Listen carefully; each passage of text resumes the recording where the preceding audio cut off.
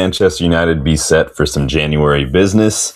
Quick answer, no. Cancel the show. We're done. No, I'm kidding. We're going to keep going. Is Michael Carrick maybe going to get a little help during his spell as interim head coach at Manchester United? We don't know. We're going to explore these questions and more today. I can't wait to hear your answers. Welcome, welcome, welcome. This is United versus everybody.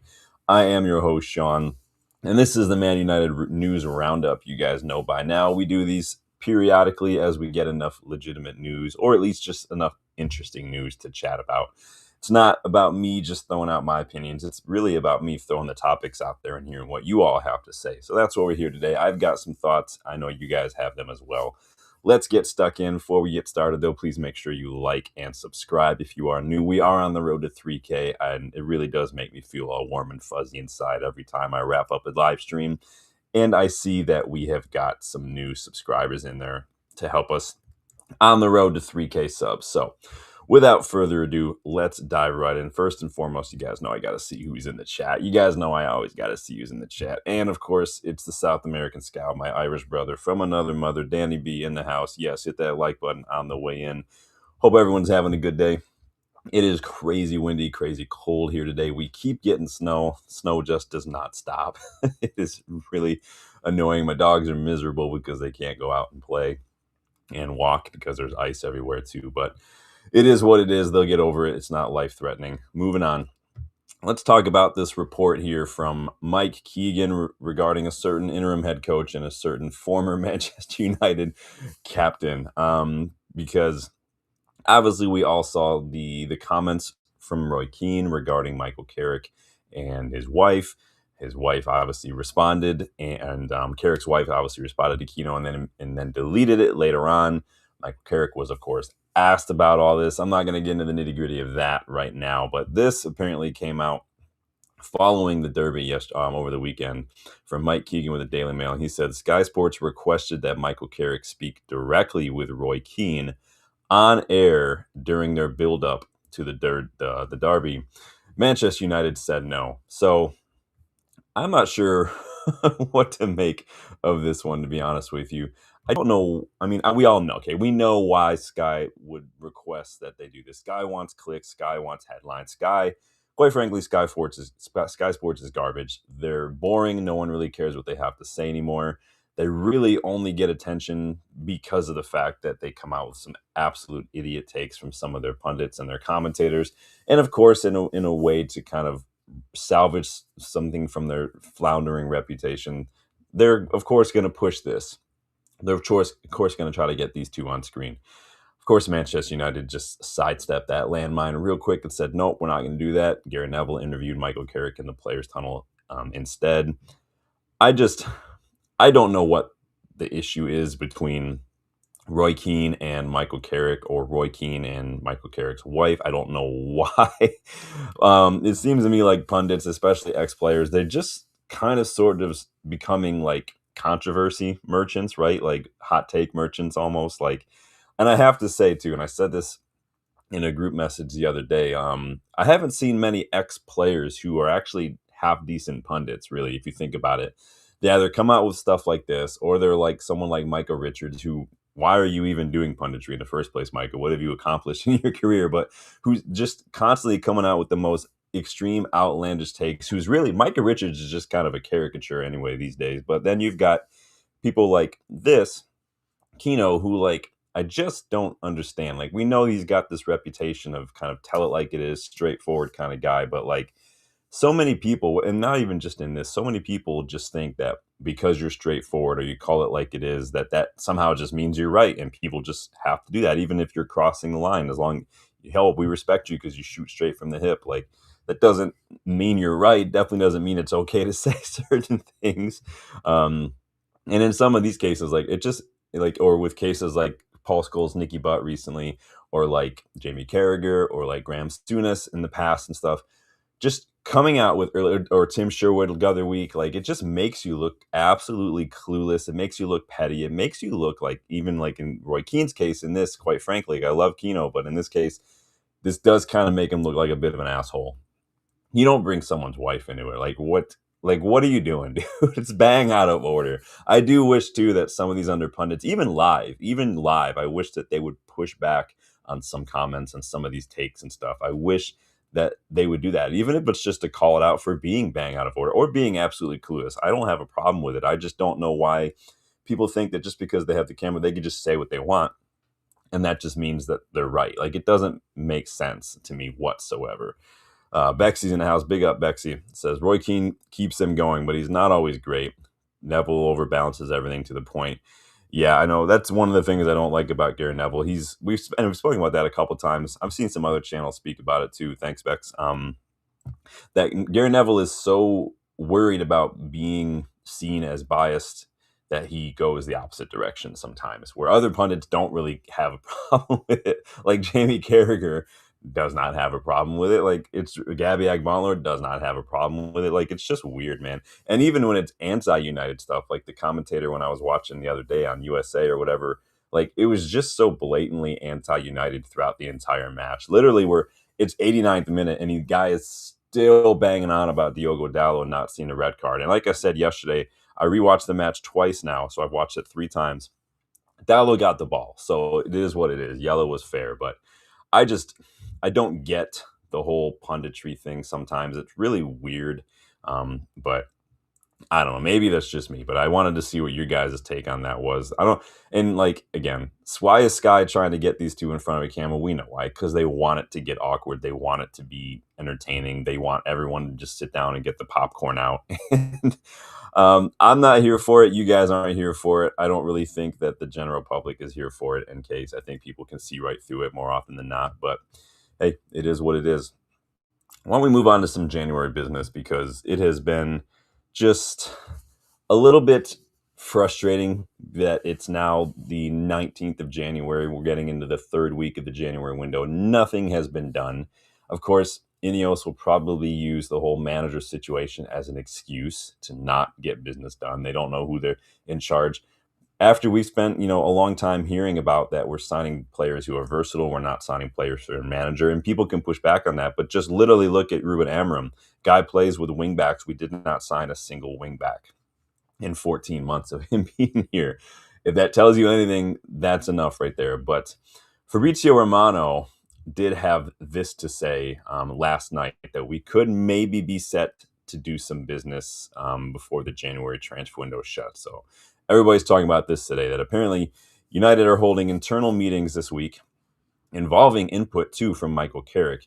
And the point is to decide whether the club will pursue any opportunities in the January transfer window. So apparently, Ineos were in town last week to discuss manager sackings and obviously meet with Carrick and whatnot. It's not like they're still hanging about to discuss any sort of business that we could do in January. Apparently, the main focus, and again, as you can see, they're sit down and decide: are we happy with the current squad, or do we need some help in January? Does Michael Carrick need his help? Do we really is it wise? And we all know the answer to this question. Would it be prudent? Would it be wise? Would it show a little bit of ambition, maybe be a bit of goodwill towards the fans to maybe just go ahead and strengthen while we're in a little bit of a momentum? Because that's the way you really should do it. You really have to take advantage of that. Debasi's in the house. Big up, Debasi. Says petition to have a wrestling match between Licha and Scholes at Licha's home. Oh man, yeah, I don't get that at all. That's it's not even analysis. It's just you're just mocking someone's height. It's just weird. It's not like Scholes was the biggest guy. Iniesta's not the biggest guy. David Silva, Messi, these guys aren't big dude. And I saw it looked like it was maybe from the MEN. I don't know if someone can, but so the MEN was kind of describing the whole situation similar to what I just did, and they're like, "Oh, Scholes and Nicky Butt, were made fun of Licha's 5'7" height. Licha's 5'10". He's not 5'7". This is what I'm talking about when I say a lot of money is being wasted on journalism degrees in the UK. These people, even if they're talking about the situation, they can't even get their facts straight. Licha is literally 5'10", man. This is ridiculous. Guys, you and I could write so much better journalism, articles on this crap, man. It's ridiculous. Danny says, go get João Gomez. Had another fantastic match yesterday. No excuses. Then get Anderson done before World Cup. Yeah, there's a lot of options out there while we're talking about this. So that's the question. Obviously, you can see I have it in a poll for you guys. Yeah, I think it depends. For me, that would, if you're just going by performances, then yes. I don't. To me, they're very different types of midfielders, João Gomez and Baleba. I think Gomez is me a little bit more of a Casemiro type, whereas Baleba's a little bit more of like a Wharton type. So I see them as very different personally, but I hear you. I do think that if I were looking at those two, I'd probably get João Gomez before I would get Baleba, but João Gomez would not be my first choice by far. But I put a poll in the chat. I want to know what you guys think. Do you think we'll be doing any business so far? So far, just 3 votes. Some of you guys say yes, but it will just be a loan. Probably recency bias of the story we talked about the other day from Ben Jacobs making that claim that we're looking at a midfielder. If you have any thoughts on who you think that midfielder can be, I've seen some people now mentioning Weston McKennie.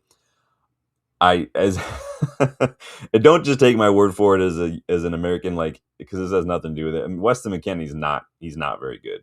He's really not. I've watched him play for the US. I've watched him play for Leeds. I've watched him play for Juve. He's not good. He's really not good. I watched him in a qualifier for the US a few years back, and he was absolutely dog shit. Like giving the ball away time and time again under zero pressure. I think we were playing like Trinidad or something. I don't remember. It was garbage. But let's see what you guys see. Tobias says, window's been boring. It has been pretty boring.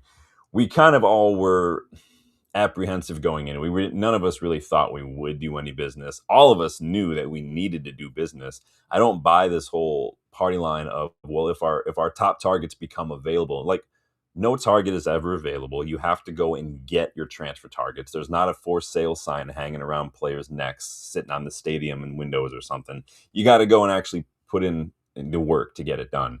Like, that's just what. No one's calling you up. There's not an eBay listing or something. Go and get it done. And if you have to pay a little bit more to do it in January, then you pay a little bit more. That's where you trust your recruitment, your scouts, you're an analyst.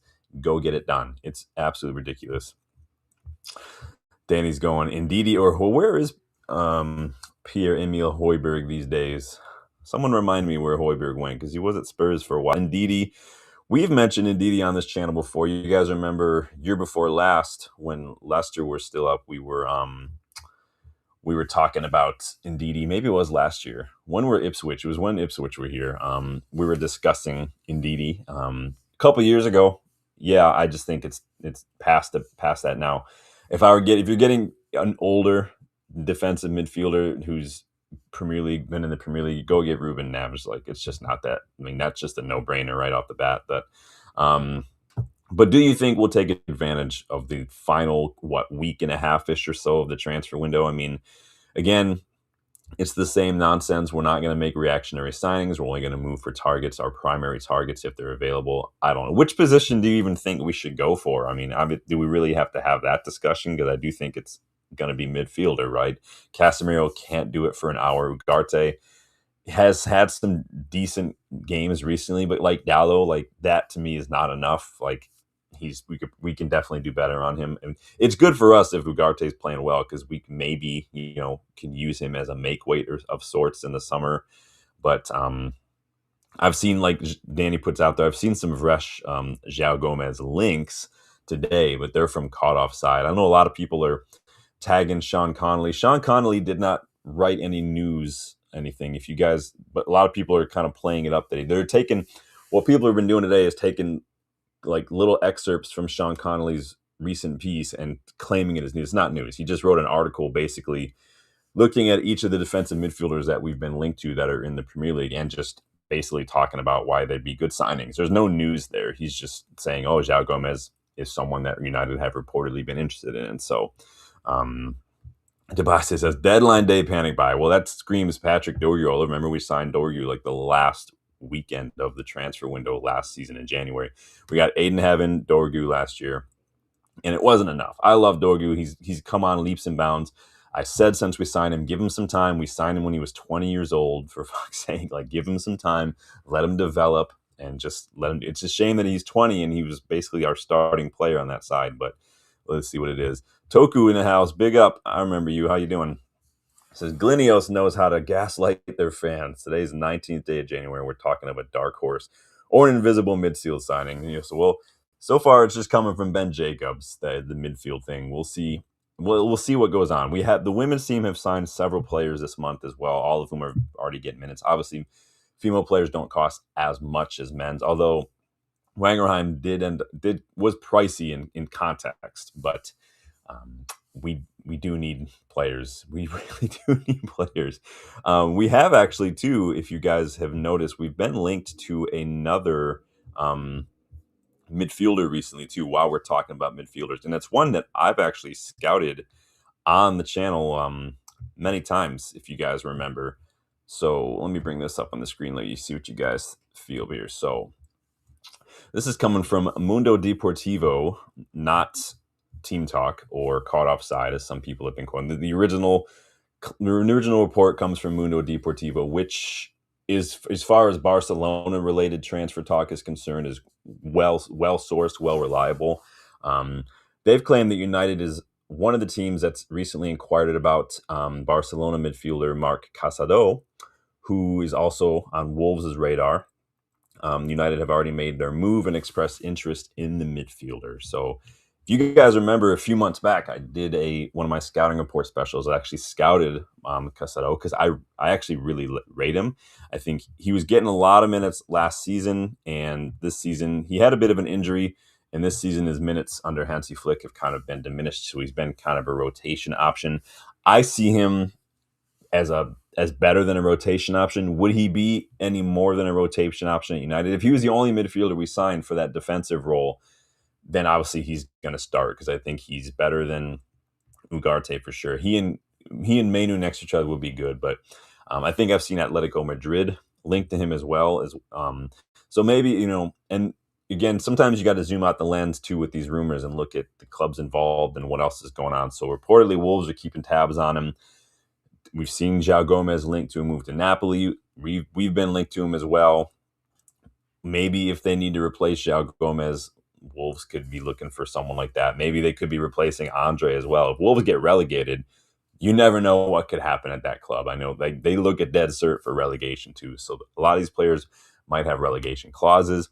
Yes, you get parachute payments when you get relegated, but moving on a high profile player for 40 or so million while you're already getting a parachute payment does go a long way towards basically ensuring that you might shoot right back up to the Premier League the following season. So plus you've also got James Garner who's chilling right there. Just saying, James Garner I think is another option who's better than who we have currently.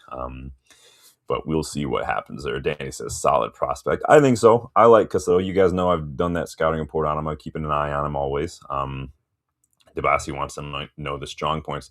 He's defensive, but he's good on the ball as well. So he's going to get about the pitch, shuffle around midfield, get the ball, and find a teammate with it. Probably got he's a lot better on the ball than Ugarte for sure. Because he's coming through Barcelona's academy and whatnot. Probably doesn't have the passing range that you're going to get from like Casemiro, even though Casemiro's passing range has probably struggled recently. But I like him. He's got technical skill. Obviously, good Spanish midfielder. A bit of defensive nous about him as well. Go look at his numbers. His defensive numbers are good. His pass completion's well above average as well. I can't remember everything I highlighted in the scouting report. You're going to have to go find it. I don't even remember when it was that I scouted him. It was definitely at least a couple months back. But yeah, good young defensive midfielder. Again, another one probably wouldn't have been my first choice. But he's young. And so he would be one where I'm like, okay, I'd want to know what the injury situation is like because he was injured. He's come back and he's been fine. He's just not playing as much anymore. So there's that. So we'll see what happens there. But he would be one where I'm like, okay, maybe we'll get Ruben Neves and Casado, and then maybe in like 2 years, maybe they rotate here and there. In 2 years or so, Ruben Neves is probably ready to move on. Casados might be ready to take over fully, kind of a thing, deputize. Same way you would do it, like, let's sign Ruben Neves and let's sign like Buati or something. Like, let's get two very similar players, one 28-year-old, one, 17, 18, 19-year-old, and let's kind of ease them in because, again, Casado is very young. He's not going to come into the Premier League and maybe hit the ground running. He could. You never know, but it's very rare that happens. Not everybody's an Erling Haaland or something. So, but I do like Casado a lot. Romano also added to these claims this week that Italy are also waiting to see what United maybe do in the January window because obviously Italy do want to go ahead and Roma want to go ahead and get Joshua Zirkzee. We saw where claims from Roma's sporting director that obviously they wanted Xerxes, and Xerxes wanted to move, but after we sacked Ruben Amorim, that kind of just didn't materialize. And so if we do get an attacker, maybe there's a chance that Xerxes leaves. I just doesn't seem like he's going. Plus, apparently he's injured for the next couple weeks. So conveniently right in time for the January window to close. Funny how that works, isn't it? We'll see what happens though. But I mean, supposedly not getting any signings this month was a big reason why Ruben Amorim sort of blew up at Jason Wilcox. If you guys read the recent reports, the Athletic did a little thing. Tifo Football by the Athletic did a little thing yesterday talking about that.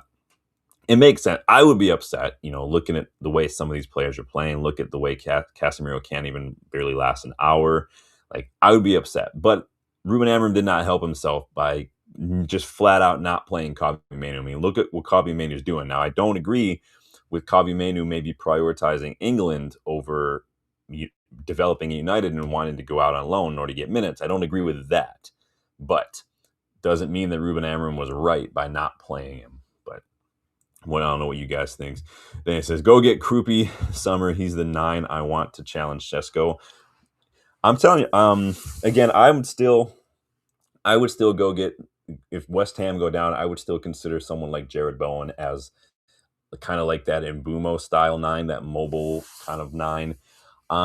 If you maybe don't see Shesko as the automatic starter, then big shout for me. I might even go look at Ousmane Dembele. He will be at a really, really, really good age, come in and basically be that option, but that's a bit of a pipe dream. But that he's played striker for the last several years for them. He won the Ballon d'Or recently, and I do think that maybe PSG could be in a position where they might capital. Maybe we could throw them, see if they're interested in Rashford if Barcelona don't want to spend the money.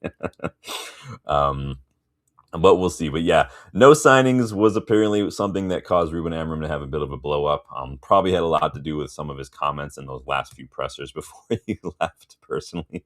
Danny definitely getting the right back to replace Dallas. Although we do have Mazraoui, but I do still think we need at least one fullback in the summer if we're going to go back to a back four.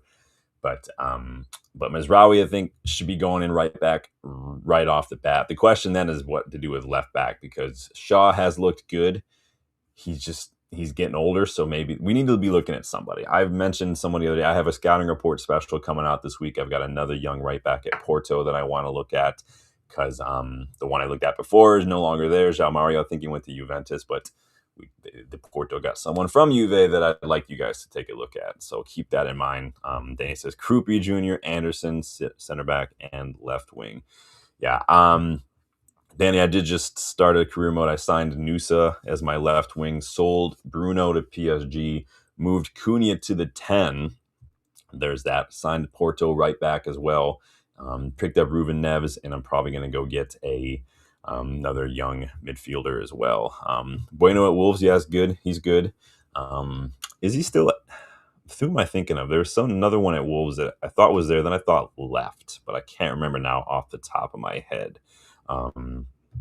Lots of Premier experience. Yeah, Doof is another one I might look at.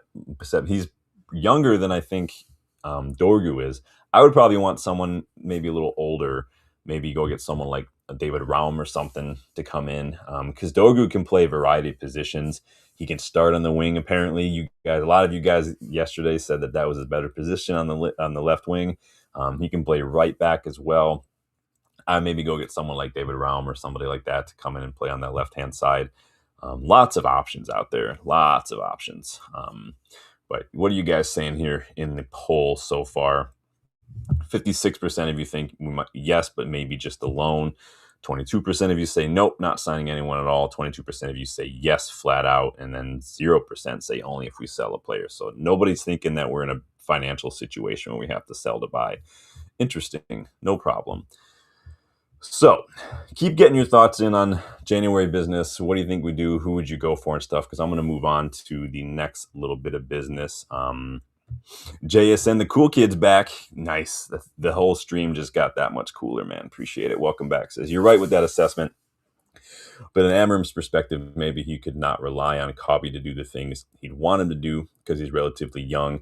and not that player. Yeah, no, I've said that as many times as well, that Cobby also maybe needed to realize that he's not the finished article. He's only spent a couple years in the Premier League in the first team. He was injured for a lot of it, and that's not even including that initial injury under that preseason in Ten Hag. He missed like 17 matches since then with injuries as well.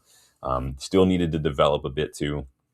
But I mean, in the derby, can anyone say he didn't look fantastic? I think people are like, I watched it again. I watched the match a couple more times. And again, every time I watch it, that little drop of the shoulder, that feint that sent, I think it was Ake, just sent him completely the wrong way. And then Cobby had nothing but space in midfield. Like that was class. That was class right there from Cobby. It's not the first time we've seen him do that stuff. But the question with me has never been his quality. Obviously he's still young, but I was really annoyed with his some of what we were seeing regarding mentality was my problem. Danny says, I like Doof, definitely worth signing if Hammers. Yeah. And don't forget, later on, when it looks like the relegation situation is pretty much done and dusted, I will do another stream where I take two players from each three of the relegation sides, similar to what I did last year as well. So we'll see what happens. It's probably going to be Wolves. Can probably say it might be West Ham. Who knows? But I'll do that again. You guys know what we're gonna do. Yeah, it was top. It was top quality from Manu. That little move, man.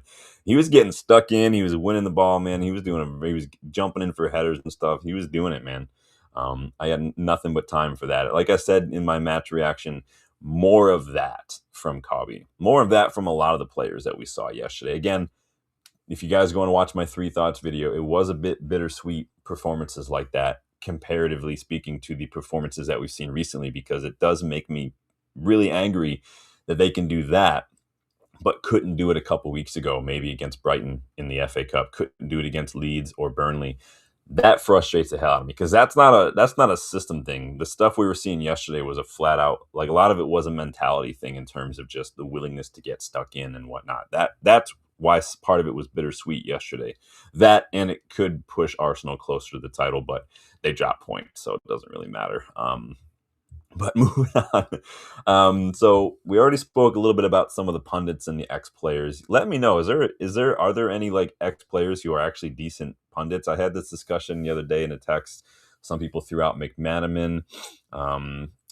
I forget the other names. Ian Dark maybe is up there. Roy. I don't think Ray Hudson was a player though. I think he was just a coach.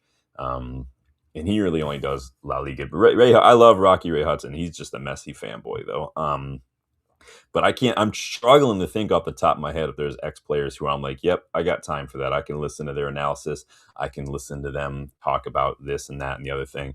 I'm really struggling, but you guys let me know if you know of any off the top of your head. But we're talking about pundits, not to be outdone by box office level takes from ex players. We got to have a conversation about managers, because managers are getting wild these days in their press conferences, you guys. Oliver Glasner sort of kicked things off by going rogue and completely just calling out Crystal Palace board for abandoning him in the squad by selling their best players, specifically Mark Guéhi, who is now officially a Manchester City player, because Glasner claimed that basically not only was it a bit of a dick move to sell Mark Guéhi, their captain, the day before a big match, but apparently Glasner didn't even know about it until then. Like, it's ridiculous. And how, as a club, do you turn down like 60 million for Mark Guéhi in the summer? Yes, it was late in the transfer window, but now you're going to take just 20 million for him in January without bringing in a replacement. Like, that to me screams of, that makes Jason Wilcox look like Luis Campos. That sort of beat practice in the recruitment. That makes no sense whatsoever. And apparently Crystal Palace had no clue Oliver Glasner was getting ready to say any of this shit, which was hilarious too. I told you, the guy he wants to leave, dude. And I'm surprised he hasn't been sacked after that. I mean, I don't blame him. I don't blame the players for wanting to leave. He called out a lot of players for leaving. Like, why would you want to stay? That club has no ambition. They won the FA Cup, and that had a lot to do with Glasner and the players, but the club didn't turn around and do anything to help him out, man. It's ridiculous, dude. Bexley says, I think United are playing Arsenal at the right time. We'll see. Arsenal aren't great right now.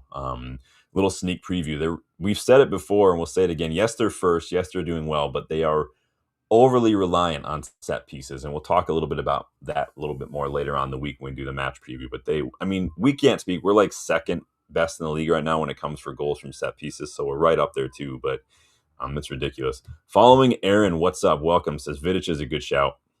He had some good insight on match analysis. Yeah, if it's on something like BBC or Sky, odds are I'm not going to see it. Obviously, I live in America, but I mean, like, and it's a fair point. What I mean, I guess I should have been specific. What I mean is like guys who are regularly commenting, like, or have like a show, like Rio, like Scholes, like Nikki Butt, like Roy Keane, like Henri, Carrick, Gary Neville. These guys who are regular, Tim Sherwood, these kind of guys who are regularly doing punditry and commentary, and or have their own YouTube channels, like Rooney or whatnot. Like, are how many of these guys are actually like decent at it and not just either making extreme comments or just like Skulls and Butt just making fun of people for no reason. I mean, or just like look like they actually know what they're talking about. I'm not saying I know more. I'm just saying like none of these guys look like they do any sort of analysis. We know that Paul Scholes doesn't watch football, so why would anyone listen to what he has to say in the first place? That's what I mean. But yeah, I didn't see anything that Vidic has done. But I will have to look at it and see. Then he says we should have offered 30 and more wages. Yeah, that was just, it was so funny too, because I know Liverpool were informed. Liverpool offered a lot, and that was like literally now or never for Liverpool. They had to get him this summer. They weren't going to get him, and now clearly they did not get him. I don't understand how City continually just spend money thinking they're just going to spend their way out of trouble when clearly they haven't. They didn't work over the weekend. It's not working in the title race. This is probably going to be a season where Pep does not win a single thing like his first season at City. In which case it just makes them look even worse. We're still waiting on the outcome of the 115 charges, but it is what I need to replenish my Pep Tears IV drip, man. Makes you feel 115% better. Let's see. But yeah, so Oliver Glasner going a little bit rogue in some of his pressers. What about Emery? Did you guys see Unai Emery's press conference after Villa dropped points? He's just, it was such a weird presser, man. I agree with Ashley Young. He said that was weird. Emery basically saying he doesn't have enough players to be title contenders. I mean, I don't know what you guys have Villa been hit too hard by PSR to stay ahead of top four rivals? I mean, and then like I don't know what was going on. Emery looking like he had a stroke or something when the interviewer asked like, "Why do you think that? Why do you think that you're not title contenders?" And he just looked at her and smiled for like 5 seconds, and then the interview done. Oh man, does he have a point? Have Villa been hit too hard? Is he just making excuses after they lost? I mean, Villa have brought in 7 players this summer, and then I've seen him complaining that the players are too young, they're not ready. Well, then don't point the finger at the board then, because that's their fault. They sign young players. They've only brought in guys like Sancho and Elliott on loan. Like, that's on them. They sold Ramsey for like 40 million, and if they're in PSR situation, that's because of Villa themselves. Like, I don't know, man. They got like 8 million in loans for like 3 players as well this summer too. Why not just sell the players outright? This is why like getting loan fees doesn't really do anything. Big up, Kai. Good to see you, man. Hope you're doing well. But yeah, is he just a little frustrated? Is he making excuses? I mean, I still think Villa could be in with a shout to challenge if Arsenal drop some points. If we maybe help Villa out, I would rather have Villa win it than anybody else right now. Obviously, I want us to win it, but if it was between Arsenal and Villa, I'm choosing Villa. If it's between Arsenal and City, I'm choosing City. If it's between Arsenal and City, I'm probably choosing City because asterisk, reasons. But it's just ridiculous. You guys are funny. But yeah, managers just going rogue, man. It feels more and more like managers now are just, especially in recent years, guys like Conte and Mourinho stuff, they've just been so openly defiant towards the club's hierarchies, man. I mean, maybe our sporting directors, do they have a little too much power? Are clubs putting the finances ahead of on-pitch success? We know that's what we've done for years. Or even like, not even success, even maybe just putting finances over just ambition. Somebody a couple months back claimed, it might have been Stehausen, like under Woodward and what, we would be happy to spend 100 million and get top 4, then spend like a 200 million and win the league. Like, it's an apt point, right? It's totally accurate. But maybe you agree with Simon Jordan that managers are getting more and more frustrated, and now maybe they're saying these things and pressures to basically orchestrate the best exit for themselves from the club, get themselves sacked by calling people out, getting a nice little payoff, and letting it be someone else's people. I know a lot of people are putting out these memes of like Garnacho and Rashford and Cobby like laughing at Amorim. Like, did Amorim look upset when he got let go? No, he's getting a happy little payout, and he'll be back managing next season. Like, that's just the way it is. He'll just chill and wait for the summer, and then the offers will come pouring in. Um, it's just weird, man. So that's managers like defying ownership recently, like Glasner, Emery, Amorim, all that. But like, what about managers just being weird in general? Because Liam Rose Sr.'s comment about man aging, that was the weirdest of the bunch. Tell me you guys saw this nonsense. I'm a man ager. Like, what? Dude, what? What are you on about, man? Seriously, they were talking about this. They were talking about this on Sirius as well, and they were just laying into him. And I'm like, no, I fully agree. This guy, that was weird, dude. So I don't know. Like, this is what it reminded me of. I don't know if any of you go to church or whatever. But obviously, I go to church. Used to go a lot more. I don't go as much, but I watch it online. But it reminded me of a sermon. Like, you go to like young pastor sermons or like seeker friendly sermons, basically. But I went to the service once, and this pastor basically was like, whenever you're reading scripture and you come across the word therefore, you need to ask yourself, what is the therefore there for? And I was like, what? And I see everyone in the audience like, whoa. And I'm like, that literally, he said nothing. But that's what this Rose Senior comment reminded me of. I'm not a manager, I'm a man ager. I'm like, I don't know what that means. It's so cheesy. Literally is saying something without saying anything at all. It makes no sense whatsoever, dude. So weird. You guys didn't see it, and you didn't see it. It's weird, dude. It's weird. Some people try too hard to stick out. Remember, like Arteta bringing in two first team keepers and basically rotating. Like, just why? You don't have to reinvent the wheel as a manager, man. Just do what works. It doesn't make sense, dude. Big up, Darko in the house. Welcome back, my friend. Good to see you. So, Sean, does Amram deserve a PL club? I think that everybody. I don't think anyone deserves anything, especially in football. You need to earn a lot of things that you're going to get in life. And if Amarim wants to earn the chance to manage for in the Premier League again, did he do enough? I think that Jose Mourinho kind of put it best. When you don't want to be stubborn when it comes to your philosophy, right? You don't want to die on that hill. And Amarim is young, and that's going to have to be a lesson that he's going to have to learn. He's going to have to make some compromises and whatnot, and he might have to kind of adjust to the truth that nowadays maybe he's coming in at the wrong time. If he'd have been managing 20 years ago, he'd probably have a lot more say or as much say in things as he'd want. But nowadays, it's just doesn't work that way anymore. And I'm not saying I like it. I'm just saying that's the reality of the situation that we're in now. So if that's a big of a deal breaker for him, then he's going to have to go someplace where maybe go back to Sporting. Then he could probably walk back into Sporting on a white horse and they would welcome him back with open arms. And he'd probably go and get to like the semis of the Champions League or something. Same with Ten Hag at Ajax. Ten Hag can go back to Ajax and they'd welcome him like a king. But we'll see. But yeah, it's weird. But welcome back, Darko. I mean, what do you think? Does he deserve it? I don't think anyone deserves it. He's definitely didn't do enough for me to earn a chance. But I think that if you're hired, whether you're signed as a player, where you're hired as a manager, or even in some cases as owners of a club, you do deserve some time to actually get stuck in and get time. I think that owners, for instance, it's probably going to take a lot longer for a lot of owners to make any noticeable, recognizable, tangible changes in the club situations, especially at like clubs like us or like Chelsea or whatnot. And that's or Barcelona even. So, but yeah, it's weird. Managers it's so weird recently, dude. So yeah, you get your thoughts in on that.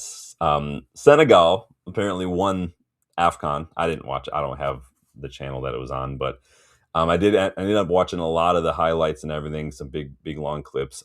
Looked like an absolutely shit show of a final. Who watched that final? Someone tell me what the context of all this was. Like, what what was all that, dude? Controversial decisions. Entire Senegal team being basically protesting the penalty decision by just leaving. Match got delayed for I don't know how much. Brahim Diaz misses the pen with an absolute shocker of a pen. Like he went for a Panenka and just got it all sorts of wrong. I don't get the Panenka. Just bury the thing and get on with it, man. But it was nuts. If anybody watched that thing, let me know your thoughts on that, man. It was insane. Darko says he wanted us to suffer pain. You talking about Amorim? I mean, Amorim had his way of. I mean, I don't have a problem with managers believing in themselves. I do have a problem with managers not seeing that. Not you don't have to change everything, but not seeing that maybe there's some things you do need to change, and that was managers' issue or Amorim's issue, just not being able or not willing to admit that okay, maybe I need to make a couple changes here and there. He definitely felt like, well, we're gonna just do this until I get all the players that I need, and then it'll work, kind of a thing. And I don't know if you're gonna get that time. But it is what it is. It's damned if you do, damned if you don't. Because Ten Hag switched things up initially, and he got pelters for it. And then when he started playing his system, he got pelters for that too. Even though he did get to 3 finals in 2 years and won 2 trophies, so it is what it is. But and then Amorim got pelters for not changing. Again, you can't win as United manager. You really can't. But yeah, that AFCON final was messed up. Darko says, Sean, the hosts are known for cheating, so not surprised.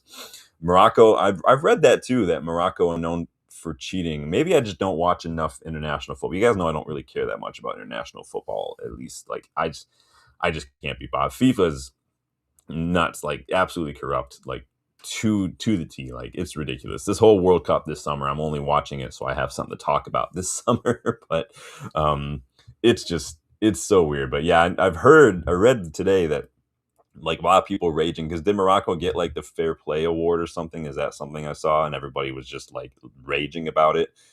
Like, tell me how they cheat because you might have watched it. I didn't watch it. Danny, did you watch any of it? I didn't watch any of it. Kai says, hit that like. Yes, please do hit that like button for me, you guys. It does make me feel all warm and fuzzy inside.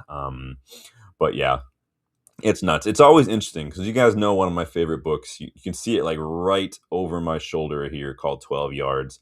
The book is all about penalty kicks. And the longer the statistic in there, the longer the delay between the awarding of a penalty and the taking of a penalty, the more likely that the penalty taker will miss. So if you're awarded a pen and there's like 20 minutes of delay, well, this is why I think a rule should change where if you're awarded the pen, let them take the pen and then go look at VAR after it. Because again, if the penalty is supposed to go into the advantage of the team that gets the decision, then you need to maintain that advantage. And statistically, they are less likely to make that pen the longer people want to rage about it, the longer you look at VAR. If you give a pen, award the pen, let them take the pen, and then you can go look at VAR if there's something to look at. Like that to me is a simple thing that needs to happen just because the penalty, the team is supposed to get it. So Danny did not watch it. So Tobias says Mendy can be our backup goalkeeper. You're talking about, is that Benjamin Mendy? Is that who you're talking about? The one who was at Chelsea for a hot second? Isn't he playing in the Saudi league now? Is that what's going on? So yeah. So tough luck for Noose not winning. Obviously they got to the final. It's a big ass. He had a good tournament from what I've seen. So I'm just glad that he's back because we really need him. Give him a couple days, let him chill, let him get back in, let him get training. I've read Michael Carrick has switched up training now. They're shorter sessions, but they're a little bit more intense. So we'll see if that pays off or not. I know Amorim was really, one thing Amorim did, he did help us reduce a little bit of the injuries. I mean, guys like Mount and Shaw were fit well more than they weren't under Amorim's reign. But we'll see what happens with that. But Mazraoui definitely for me comes in ahead of Dalot when everyone's fit. Dalot can be a rotation option as far as I'm concerned. He really needs to go, but we'll see what happens there. So while we're on the topic of scouting, I meant to talk about this earlier. Remember that kid I scouted a couple weeks back, Alex Toth, who plays for Ferencváros? He apparently is going to be signing for Bournemouth. According to Fabrizio Romano, Bournemouth are signing him for like 12 million plus add-ons. That's a bummer. He's a very good player. I'd still take Matvey Kislyak, who plays for CSK in Moscow. He would be an excellent option, but Toth is a very, very good midfielder. Keep an eye out on him this year. I know, like, Bournemouth have a bunch of midfielders in there. I think a lot of people are looking at Alex Scott. Keep an eye out for Alex Toth when he's in there. Give him time because he's still very young, but he's a very, very good midfielder. What do you got for me, Darkus? Says Sean should do goalkeeper study. Should goalkeeper study previous pens of players so as to have an idea the way? Well, that's typically what goalkeepers do, especially in any sort of knockout competition that has a chance of going to pens. Usually you have like a little note thing on your water bottle or something. One of my what if episodes was what if, we had won that penalty shootout.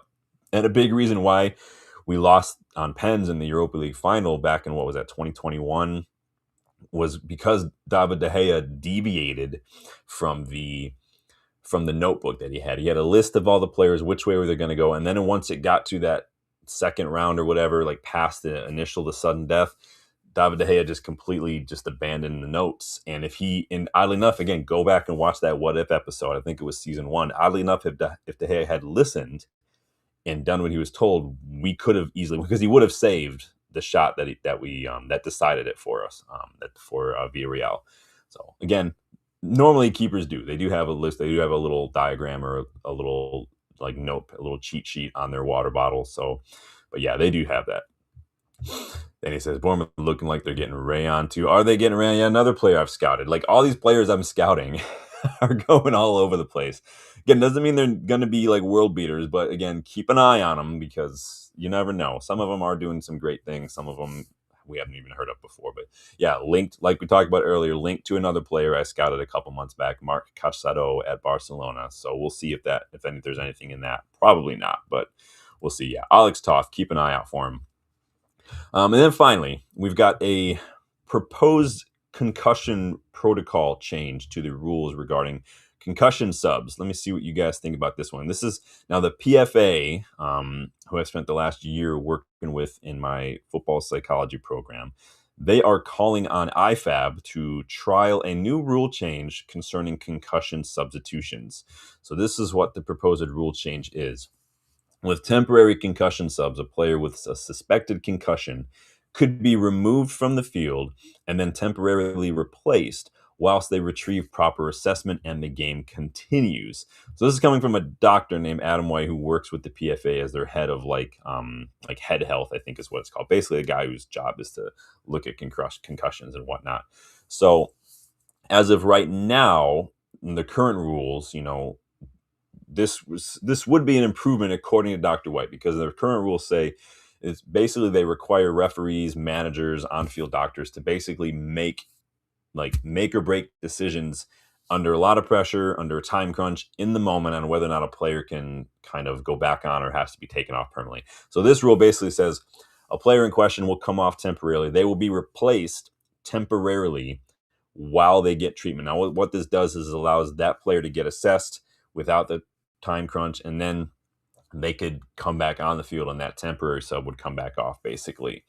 Apparently other sports already have this similar protocol in place when it comes to head injuries and whatnot. So it would be something that we've seen in other sports, but I don't know how you guys feel about this. I mean, obviously head injuries are becoming more and more noticeable, and the concern over that. I mean, I don't know what it's like in other countries. Like even here, like 10 years ago in the US, they banned even training headers until you're like 15 to 16. I think that age has gone down a little bit in the last couple of years, maybe as more research is being done. But yeah, they're taking it a lot more seriously. We've seen former players get dementia and stuff from a lot of the headers that people are doing. I've had my bell rung a couple of times by just getting like bad contact on a header where maybe I've kind of turn my body too late, and instead of catching it like here, I catch it on my temple, and I might feel it. I feel it for a little while after that. I just feel a little dizzy for a second.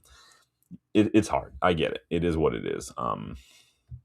Danny says Brighton linked someone to we scouted. Can't think off the top of my head who it was. Man, I'm telling you, Premier League clubs, I'm here at your disposal if you want some scouting reports. I'm just saying. So yeah.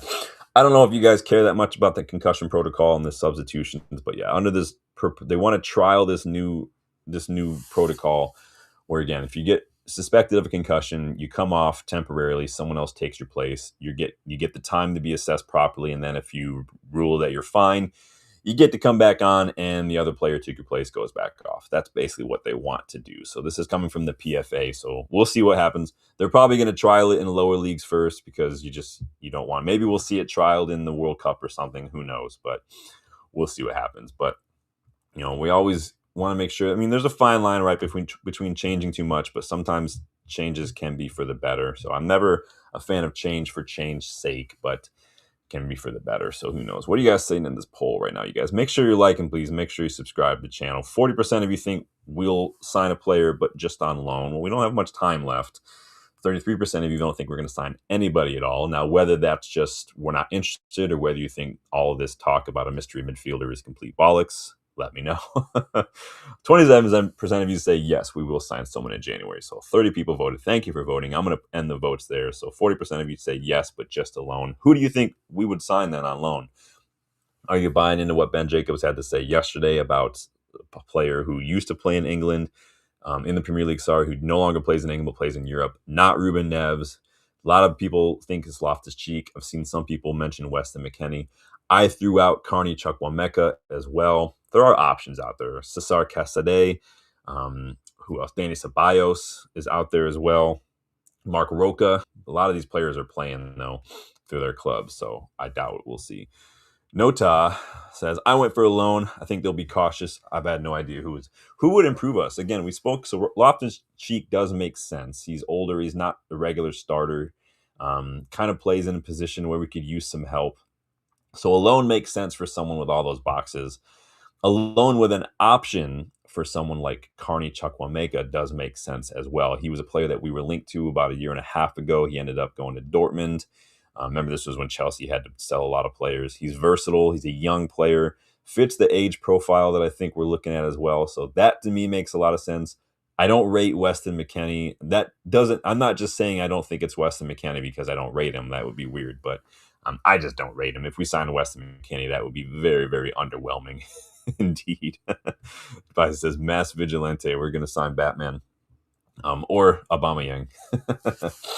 But I ran through my whole list yesterday trying to figure out who could this player be?